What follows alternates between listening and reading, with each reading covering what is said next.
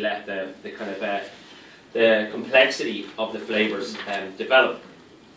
So I'm going to start with what do we start with? We'll start with the cheese, with some of the light cheese. So you have to turn over and then we'll do cheese to ham, and then we'll try the kind of spicy chorizo, and then the blue cheese, because it's just from the flavour of the blue is quite strong, and the manchego is very, very delicate. So we'll try and work it out that you're able to kind of taste them. The first one I want to taste is a manchego, which is a Spanish sheep's cheese, and it's this one. We bring this one in ourselves from Spain. It's I suppose for me it's Spain's most famous cheddar, and it's the most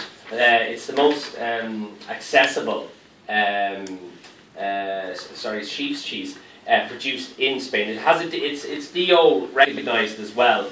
So it has to be produced in La Mancha, which is down in the centre of Spain. There's also many similar products or manchegos style cheeses that are produced all around Spain that you can get. So of course, in the same way that you get different levels of Iberian ham, you can get different levels of manchego. You can get 6 months, you can get a year, or you can get a year and a half. And this one is about 6 or 8 months old. It was 6 when we bought it, so I think it's probably 8 or 9. But it's still quite soft, and the flavour isn't so robust. After a year to a year and a half, it actually ends up turning into almost like a Parmesan style cheese, where it just dries out completely.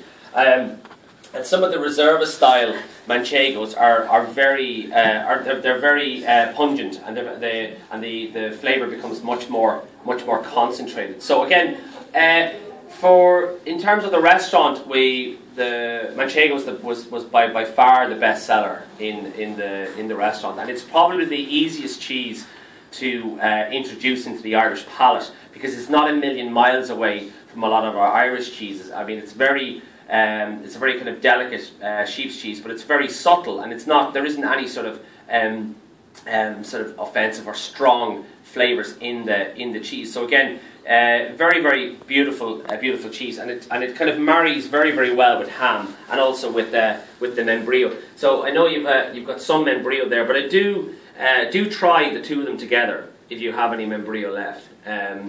I can always get some more, but they go very, very well together. Membrillo is called quince paste as well. It's made from quince fruit. It's a kind of jam, and the sweetness balances the saltiness of the cheese very, very well. The quince is just made with quince fruit and sugar, and the quinces have a high pectin level, so it sets. It's just a jam, but it actually sets like a jelly in a block. Again, it's something not only the Spanish use, but I see it in plenty of Irish cheese boards, because it is a really, really wonderful accompaniment to artisan Irish cheese. So whether you have Durr's cheese or a Colleen or any sort of Irish cheese, the membrillo is something that'll definitely, I think, it lends more complexity to a cheese board if you have a cheese board in the restaurant. And also manchego goes really well with nuts, like hazelnuts or walnuts, toasted almonds as well, and the Spanish are famous for almonds as well. But definitely they can be worked into a platter, like you have a cheese and ham platter and with a bit of membrillo. I mean, we have no Serrano ham, but when we come on to the ham, you can try it. Like a really simple pincho we used to do was to wrap the ham in the cheese and put some quince on it, on a bit of bread with some extra virgin olive oil. It's a lovely canapé as well. It's very, very simple, and there's a lot of like clean kind of pure flavours in that. Just toast the bread, toast a very, very thin slice of bread, ham, cheese, and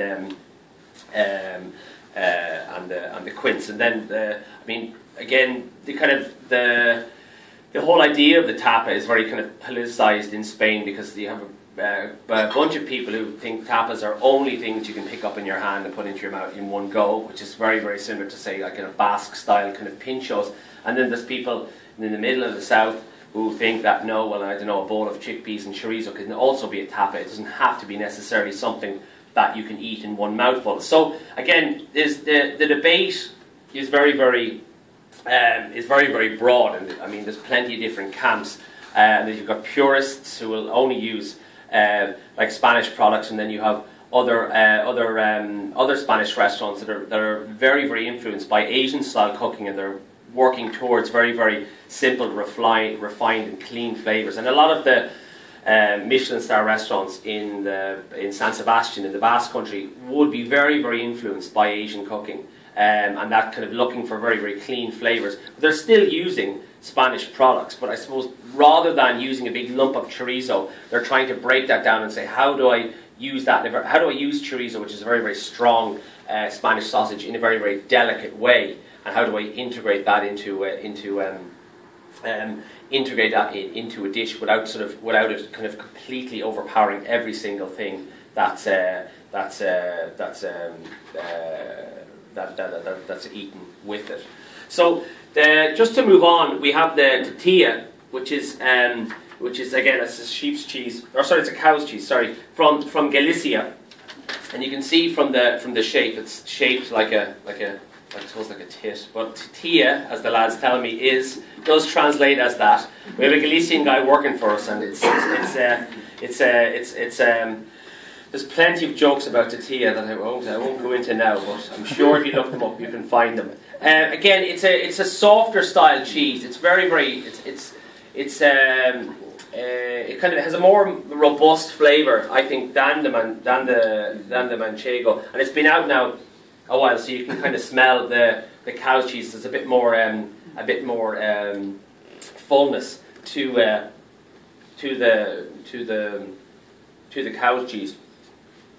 And there's a lovely kind of finish on the tortilla at the end of it. We used to use the